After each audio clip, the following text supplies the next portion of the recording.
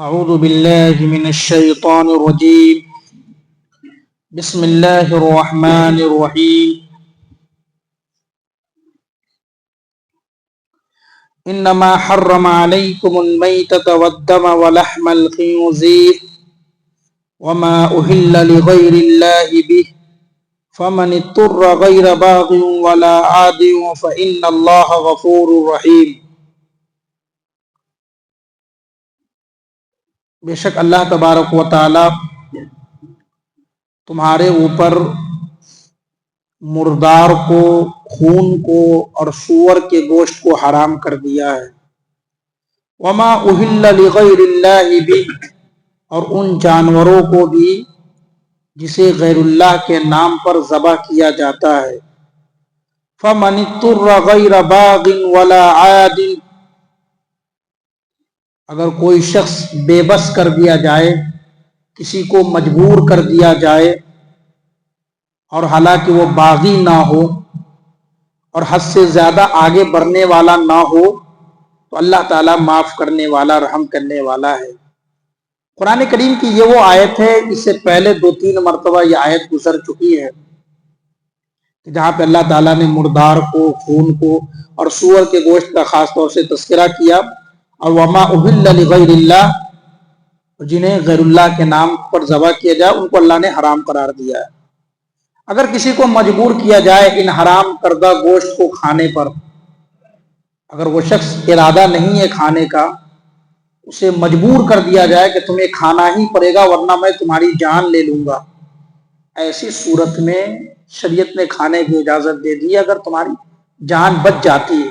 کوئی حرام کردہ چیز ہے، اور حرام کردہ چیزوں کے بارے میں حکم یہ ہے کہ اگر کوئی جبرن آپ کو کھلا دے، یہ نہیں کہ آپ خود کھانا چاہ رہے ہو یا آپ کھا کر کے سیکولر مسلمان بننا چاہ رہے ہو کہ ہم آپ کے ساتھ بھی ہیں، تو ایسے لوگوں کے بارے میں نہیں، بلکہ جن کو زبردستی کیا جائے، مجبور کیا جائے، آپ کو کھانا ہی پڑے گا ورنہ ہم آپ کی جان لے لیں گے، جب جان پر بن آئے تو شریعت کہتی کہ کھا لو، اللہ بڑا معاف کرنے والا اور رحم کرنے والا ہے. اور اس میں ایک آیت میں یہ بتایا کہ وما اہل لغیر اللہ بھی، ان جانوروں کا بھی کھانا حرام ہے جسے غیر اللہ کے نام پر ذبح کیا جائے. اب دیکھو، غیر اللہ کے نام پر ذبح کرنے کی بہت ساری صورتیں ہیں، بہت ساری اس کی شکلیں ہیں، اس کی مختلف صورتیں، مختلف شکل ہے. لوگ کیا کرتے ہیں، کچھ ایسی جگہوں پر جا کر کے جانور کو ذبح کرتے ہیں جہاں پر کوئی عرس لگتا ہے، کوئی میلہ ٹھیلا وغیرہ لگتا ہے، ایسی جگہوں پر اللہ کے نام پر بھی آپ جانور ذبح کر رہے ہیں، وہ جانور کھانا آپ کے لیے حلال نہیں. سمجھ میں آ رہی؟ صرف یہ نہیں کہ غیر اللہ کا آپ نے نام لیا، بہت سارے لوگ پیروں، بزرگوں، فقیروں اور قوالوں کے نام پر ان کا تقرب حاصل کرنے کے لیے، ان کا قربت حاصل کرنے کے لیے، ان سے محبت کے بنا پر لوگ ان کے نام پر وقتی طور پہ جانور ذبح کرتے ہیں. یہ سب حرام کی کیٹیگری میں آتا ہے.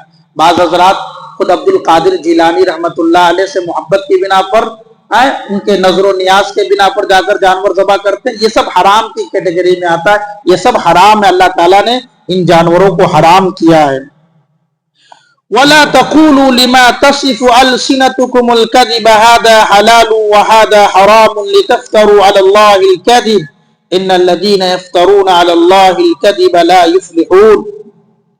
اور تم اپنی زبانوں سے ایسی بات نہ کہا کرو.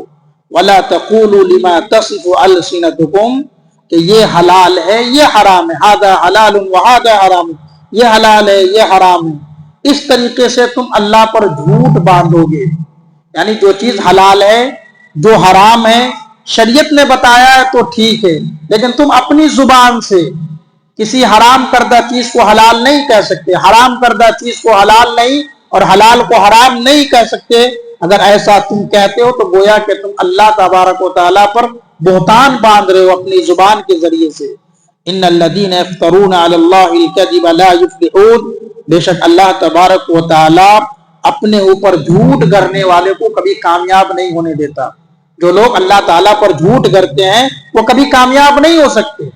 متاع قلیل، دنیا میں کچھ فائدہ ہو سکتا ہے، یہ کام کرو یہ تمہارے لیے حلال ہے، شریعت نے حلال کیا ہے، دنیاوی فائدے تو کچھ ہو سکتے ہیں، اللہ نے خود کہا متاع قلیل، دنیا کے تھوڑے فائدے ہو سکتے ہیں. وَلَهُمْ عَذَابٌ أَلِيمٌ، لیکن ایسے لوگوں کے لیے اللہ نے دردناک عذاب تیار کر رکھا ہے. جیسے جوا کے سلسلے میں آتا ہے، قرآن کہتا ہے کہ جوا کھیلنے میں فائدہ بھی ہو سکتا ہے، سٹے بازی میں کبھی آپ جیت بھی سکتے تو دنیاوی فائدہ ہے، لیکن اللہ کہتا ہے کہ اس میں نقصان زیادہ بڑا ہے، اس فائدے سے کہیں نقصان زیادہ بڑا ہے۔ شراب میں دنیاوی اعتبار سے کچھ فائدے ہو سکتے ہیں لیکن اس کا نقصان زیادہ، اس لیے شریعت نے اس کو حرام قرار دیا۔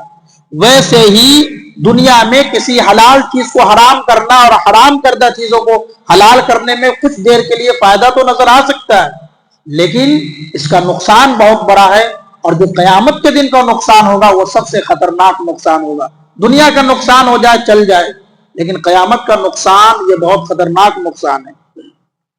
وَعَلَى الَّذِينَ هَادُوا حَرَّمْنَا مَا قَصَصْنَا عَلَيْكَ مِن قَبْلُ، اے پیغمبر جو لوگ یہودی ہیں ان کے بارے میں ہم پہلے ہی بتا چکے ہیں، ان کا قصہ کئی مرتبہ ہم بیان کر چکے ہیں کہ ہم نے ان یہودیوں کے اوپر حرام کر دیا تھا کن چیزوں کو؟ بہت ساری حلال کردہ چیزوں کو اللہ نے یہودیوں کے اوپر حرام کر دیا ہے۔ وَمَا ظَلَمْنَاهُمْ وَلَكِنْ كَانُوا أَنفُسَهُمْ يَظْلِمُونَ، اور اللہ تعالیٰ نے یہودیوں کے اوپر جو حلال کردہ چیزوں کو حرام کیا ہے یہ اللہ نے ان کے اوپر ظلم نہیں کیا بلکہ وہ لوگ خود اپنے اوپر ظلم کیے تھے۔ وہ ان کی کرتوت کی وجہ سے اللہ تبارک و تعالیٰ نے ان کے اوپر بہت ساری حلال کردہ چیزوں کو حرام کر دیا۔ اب بہت ساری چیزیں، کون سی چیزیں ان کے یہاں حلال حرام ہو گئی؟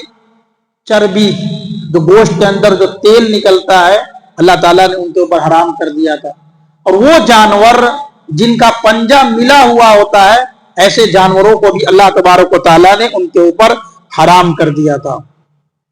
ثم ان ربك للذين عملوا السوء بجهالة ثم تابوا من بعد ذلك واصلحوا ان ربك من بعدها لغفور رحیم، بے شک آپ کا رب جو لوگ جہالت کے بنا پر برا کام کرتے ہیں، نادانی کی بنا پر، بغیر کسی علم کے یا انجانے میں ان سے کوئی برا عمل ہو جاتا ہے، ثم تابوا من بعد ذلك، پھر اس کے بعد اسے پتہ لگتا ہے کہ ہم نے جو عمل کیا ہے وہ گناہ والا عمل ہے، وہ سزا والا عمل ہے، تو وہ توبہ کرتا ہے، اپنی حالت کو درست کرتا ہے کہ اب ایسا نہیں کرنا ہے، تو اللہ کہتا ہے کہ ان ربک من بعدها لغفور رحیم، تو ایسے لوگوں کو تیرا رب بڑا معاف کرنے والا، رحم کرنے والا ہے۔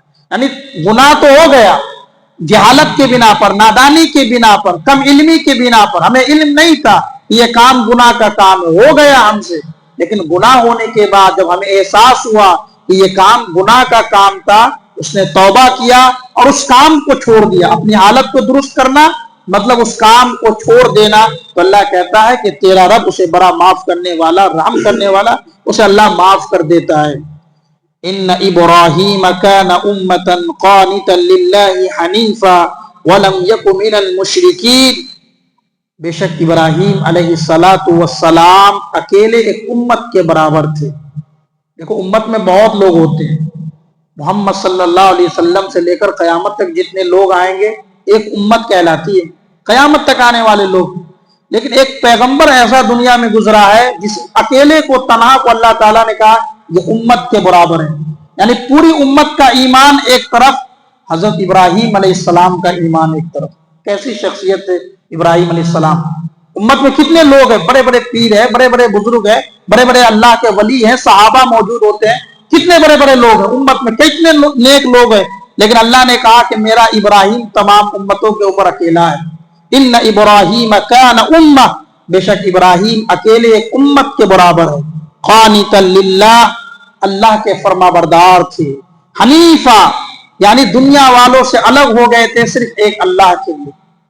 دنیا کہتی ہے نا کہ سماج سے الگ ہو جاؤ گے، توحید پہ آؤ گے، لوگ تمہیں چھوڑ دیں گے، اللہ کہتا ہے کہ یہی تو ابراہیم کا ایمان تھا کہ ابراہیم علیہ السلام توحید پہ آئے، دنیا والے الگ ہو گئے، توحید آتے ہی شرک ختم ہوتا ہے، تو حضرت ابراہیم علیہ السلام نے یہ توحید ایمان والوں کے دلوں میں جگایا، کہا کہ توحید پرست ہو جاؤ، دنیا الگ ہو جائے لیکن اللہ آپ کے ساتھ میں۔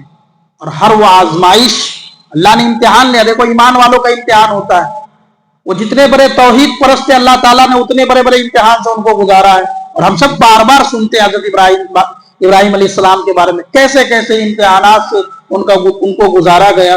بس یہ کہ ہم ان کا جب بھی نام آتا ہے تو ہم وہ تذکرہ کر لیتے ہیں کہ ان کو آگ میں ڈالا گیا، ابراہیم علیہ السلام کو، یہ کوئی آسان بات نہ تھی کہ آگ میں ڈالا جانا، لیکن حضرت ابراہیم علیہ السلام آگ میں چلے گئے. 80 سال کی عمر میں بچہ پیدا ہوتا ہے, 80 سال کی عمر میں بچہ پیدا ہو رہا ہے. اس کے بعد اللہ تبارک و تعالیٰ اس بچے کے ذریعے سے بھی آزمائش. ایک تو 80 سال تک آزمائش, اولاد سے محرومی, 80 سال تک اولاد نہیں, اولاد سے محرومی, بڑھاپے میں اولاد ہو رہا, اولاد ہونے کے بعد آزمائش. کہا کہ اس بچے کو باپ سے دور رکھا جائے, بے آب و گیا وادی میں چھوڑا جائے, مکہ کی سرزمین میں اکیلے چھوڑا جائے.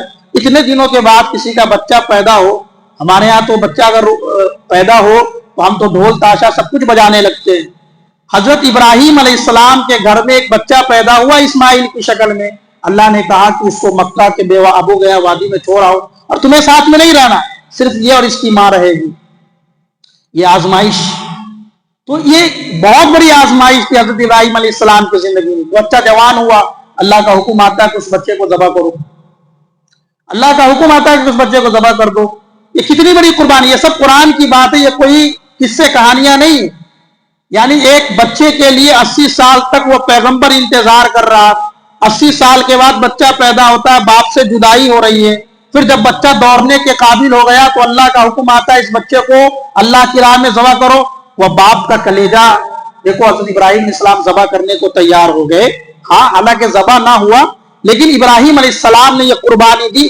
اسی لیے اللہ تعالیٰ نے قرآن میں ان کے بارے میں کہا کہ اکیلے میرا ابراہیم, پوری امت مل کر کے وہ قربانی دے دے تب بھی ہمارا ابراہیم نے جو قربانی دیا ہے پوری امت وہ قربانی نہیں پیش کر سکتی, پوری امت وہ توحید پیش نہیں کر سکتی.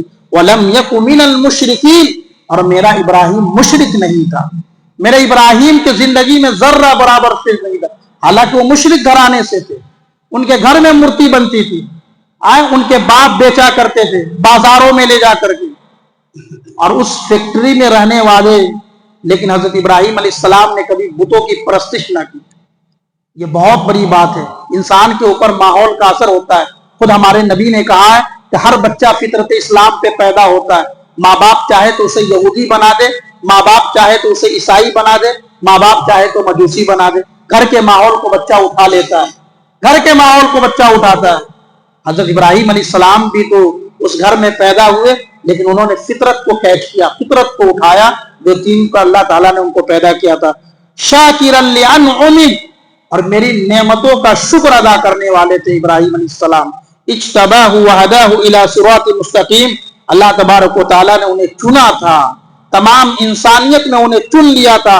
وہداہ الی صراط مستقیم, اور اللہ تعالیٰ نے انہیں صراط مستقیم کی طرف, سیدھے راستے کی طرف ان کی رہنمائی کر دی تھی. اللہ تعالیٰ سے دعا ہے رب العالمین ہم سب کو ان کئی باتوں پر عمل کرنے کی توفیق عطا فرمائے.